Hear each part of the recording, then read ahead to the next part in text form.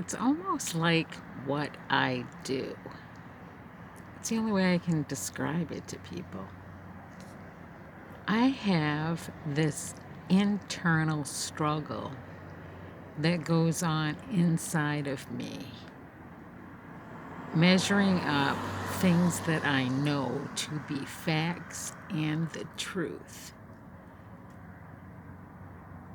And I measure that up against what I see in today's world.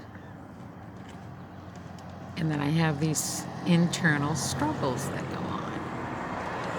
And so part of my day is I make sure my dogs know that they're dogs. And I give them plenty of room to be dogs. And my dogs like to see other animals out there. So I take them frequently for rides so they can see other animals. And we pass pastures of horses. And even though they have never been personally introduced to a horse, I want them to know that's a horse, okay? And that I know what a horse is because I had a horse before. And my horse, his name was Chief. A red roan Appaloosa, gilded late, black stockings, black mane tail, star on his forehead. He was abused by his previous owner. And I showed him love. And we became really, really good friends. I loved every fiber on his network, okay? The way he was built. And I gave him up so that I could go into the military. And so when I see horses, I think of Chief. And then I think of what horses have done throughout the course of all history and how they've played this role in the development of things.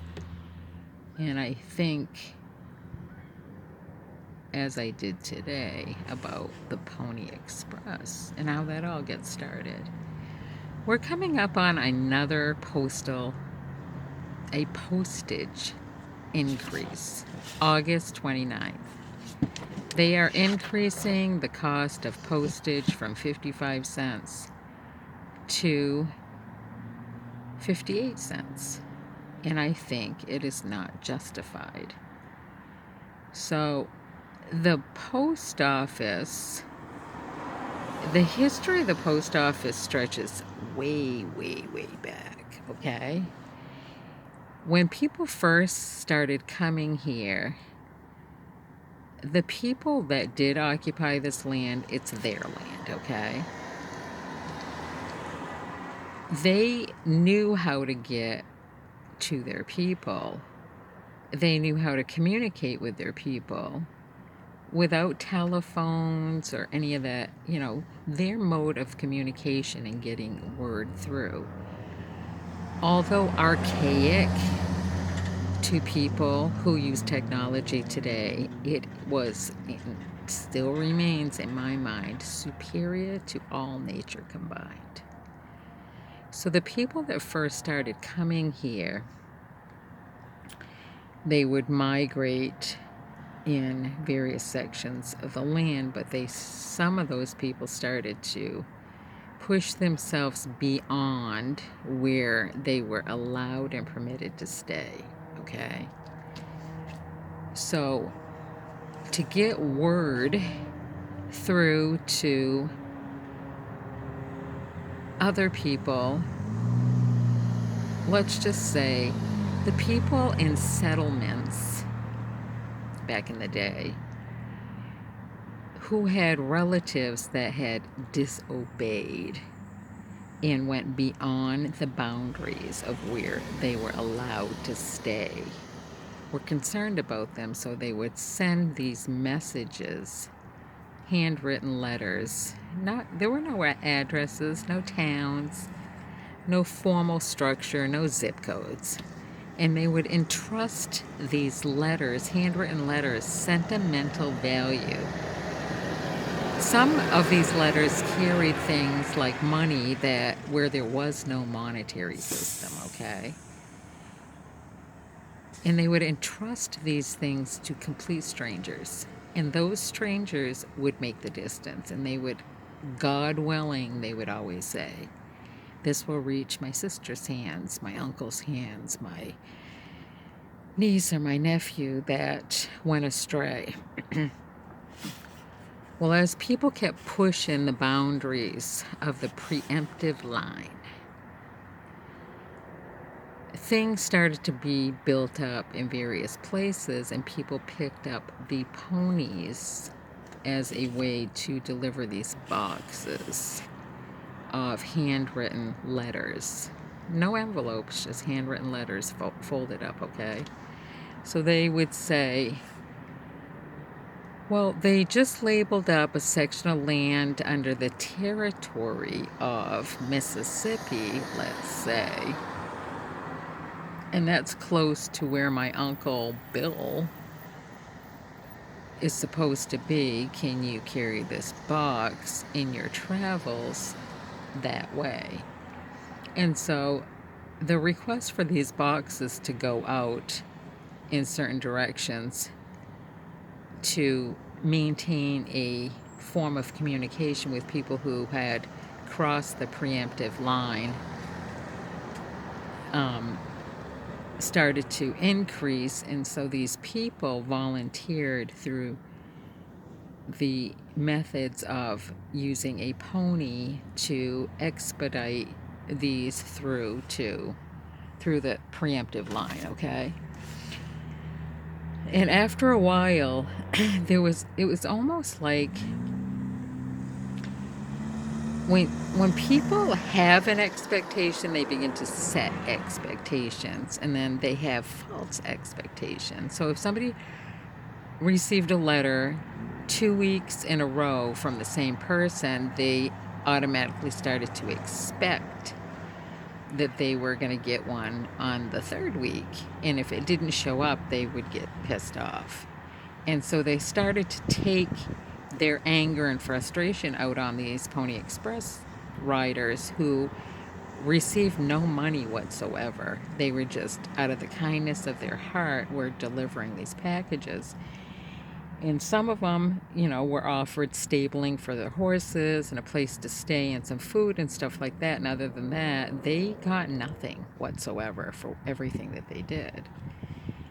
And at some point, because of the number of people that were getting abused because of these letters, the United States took over that Pony Express route. And that's how the United States Post Office ended up where it is today. And my big problem with where the United States Post Office is today is that they never were held accountable for the core requirements of their job, which is to deliver the mail. They third-party contract out a large portion of what they do. They have diversed into areas such as printing and promotional materials for bulk mailings. They do passports, which are, on the legal realm of things, where the average postal worker does not have enough knowledge on the other countries involved or enough knowledge on identity theft to be processing these things, okay? So I have a problem on multiple fronts with the post office. The average postal worker today claims that they are independently owned and operated and will not even take into consideration the number of federal bailouts that the Postal Service has received from taxpayers. Not just in recent years, but historically. They can't look at their paychecks to see that it's processed through a federal payroll. And they don't understand the importance of just shutting their mouth and doing their job without adding their commentary to a purchase. And that stuff bothers me. So I'm going to include a couple links. I'm going to encourage you to, disagree to some regard for the increase in postage. They don't, in my mind, don't deserve it.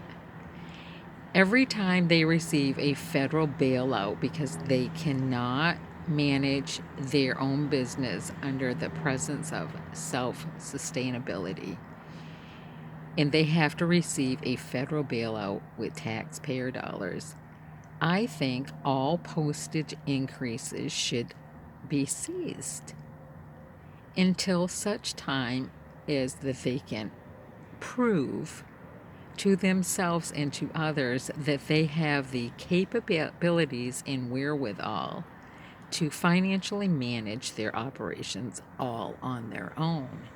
And that has not happened. So I totally disagree with this August 29th postal increase. And not only that, I don't agree with things such as two postal workers who are married to different people engaging in activities and then using their job to harass the departing parties, including children, from relationships, and they're allowed to get away with that. I don't agree with it. I think that they need to be held to higher standards, and I don't really think that they should, if they break a fingernail, that they should automatically get placed on and approved for disability. Again, it just increases their payroll requirements, requiring more federal bailouts. So